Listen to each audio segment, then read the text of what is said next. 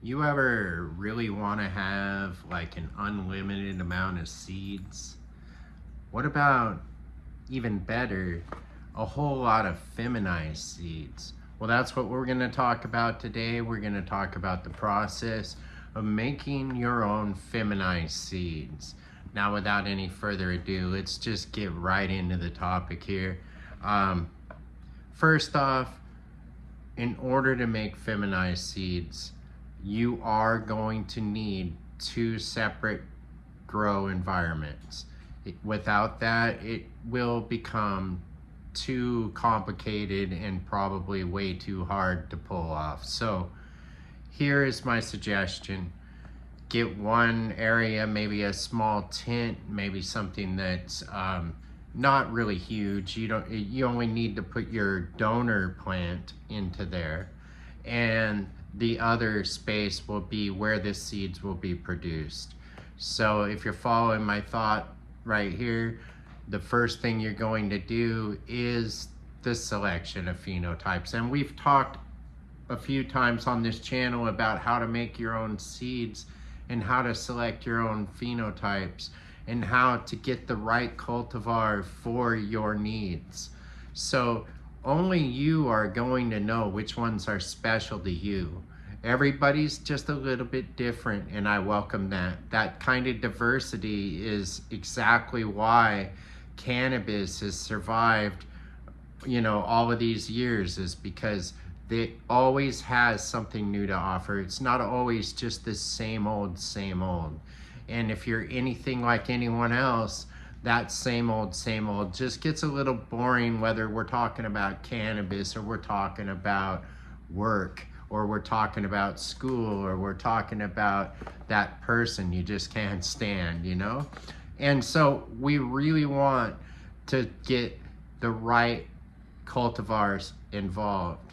Now, when you're going to make feminized seeds, there's a few different kinds of feminized seeds you can wind up producing. And I'll get into a little of that today, and we will talk a little bit more about some of these other things later on.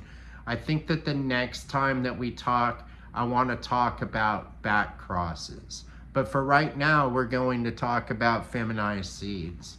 So once you have a mother plant, that mother plant being the one that you want to reverse because you like what she has to offer and you want more of it.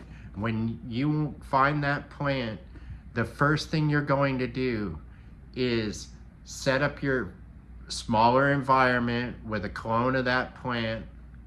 And let's say that you want to make a selfie, like an S1, which is a self of that plant.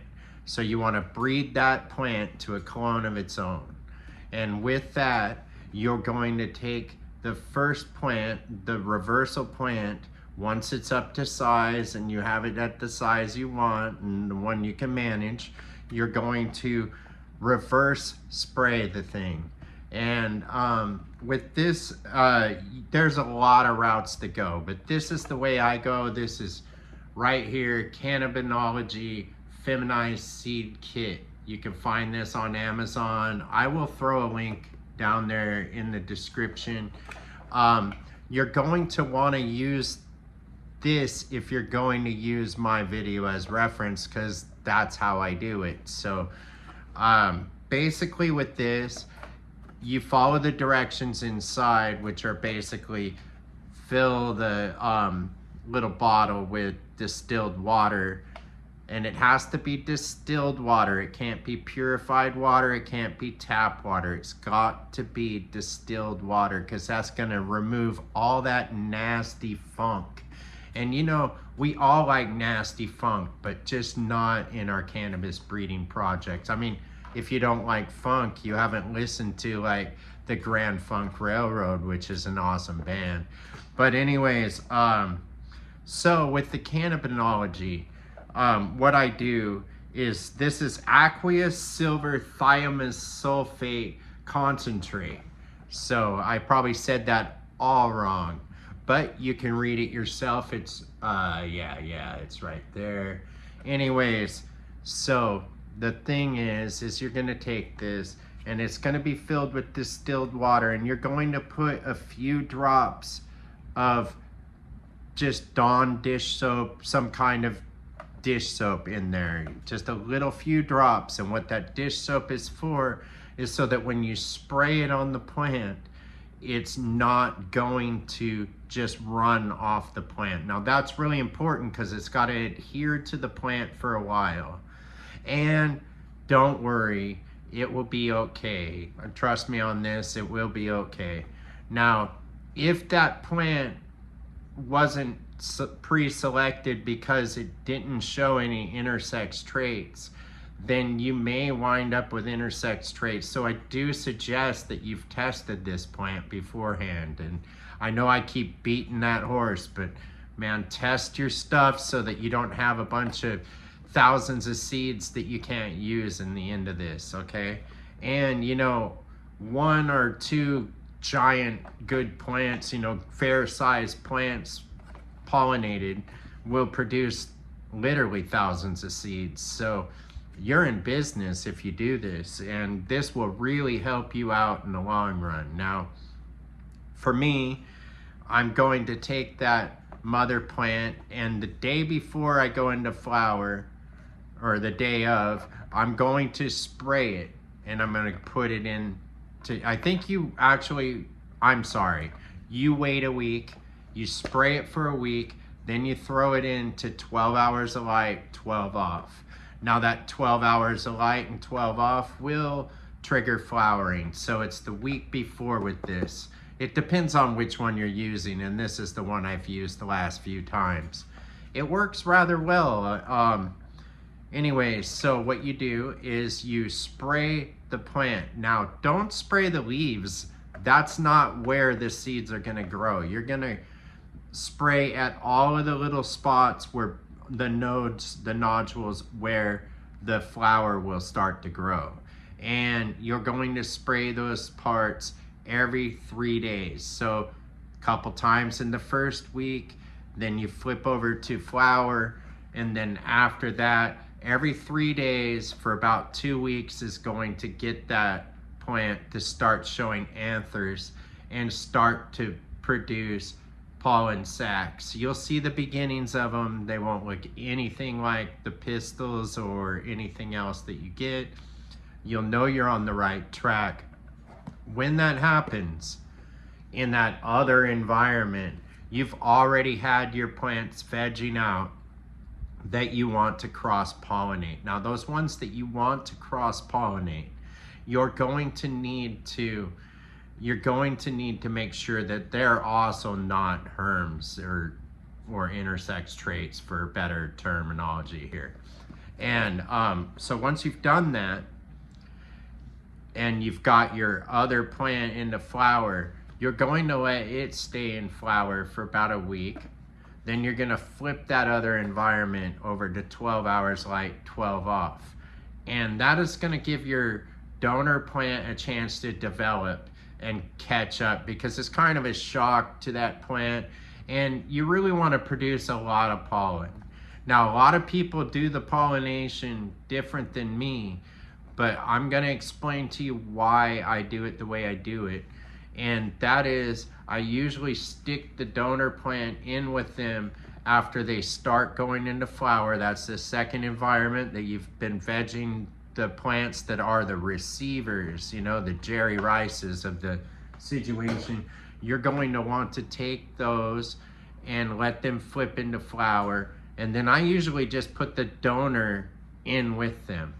And then I let them develop their pistils and let the anthers and the pollen sacs develop. And I check it every single day, and once I start to see that first release of pollen, I carefully watch the plant. It could be 1 or 2 weeks that I allow that pollen to circulate in the environment. Other people, they do things a little different than me. I like don't mind if the pollen's spreading around in the environment. I just make sure that's fully sealed, and that I have my my exhaust going into, you know, one of the exhaust filters, so that it will quiet it down. The carbon filter will quiet down the tint, and it will also help soak up some of that pollen and, you know, do clean it up afterwards. But anyways, for that first couple weeks, you're gonna take that and you're gonna let it go. And then when the day comes that you wanna cut that thing down, you're gonna cut down that donor plant and then just shake it over everything just to be sure. And then you're gonna go 4 to 6 weeks checking the seeds at the bottom of the plant and making sure that you have a good one. Like I said on the last video, if you can go like this and it breaks, that is not a good seed. If the seed is white, that's not a good seed. You're gonna look for darker color, some tiger striping. You're gonna be able to push down on that seed, maybe even on a table, and it won't break. You're gonna know that that seed is correct. Once you've done that, there's no harm in looking at a few more before you harvest. You don't want a bunch of white seeds. They're just a waste of time, a waste of space, and really a pain to kind of help sort out. So that's your first feminized seed crop. Now, if you're selfing a plant to itself, meaning you're gonna, you know, mother plant to clone of mother plant, you're going to get basically twice. It's kind of weird. It's like anything that's inside a self plant is magnified twice.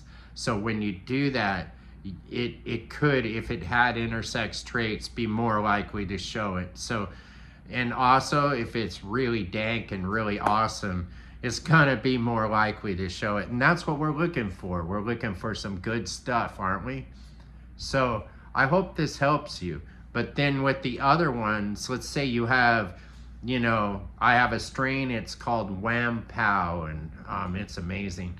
Let's say you have Wham Pow, and that's gonna be by, you know, to another one of my strains called Gold Coast, right?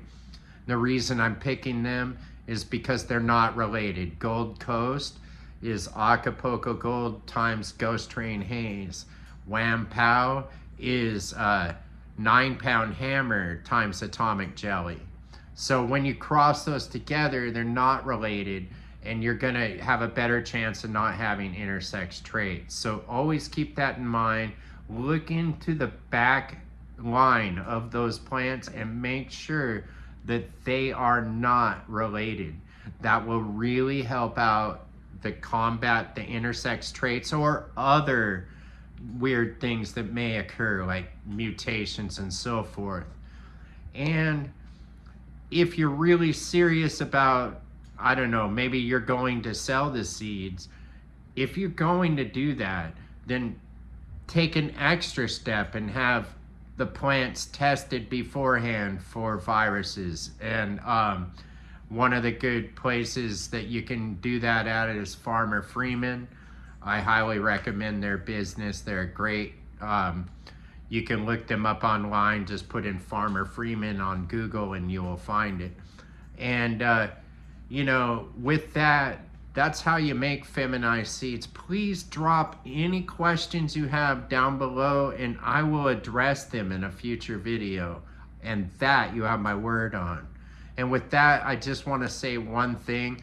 Last time I posted a GoFundMe in the thing, I have been going through some serious medical crisis, and you know, there's a pretty much a 50-50 chance that I do have cancer of the bladder, and it has been a rough go. So that's why I put the GoFundMe up. If any of you guys feel like hitting that GoFundMe and, you know, sending me a message over on Instagram that you did that, then if you live in a legal state, I have a gift for you. So feel like reaching out to me if you want.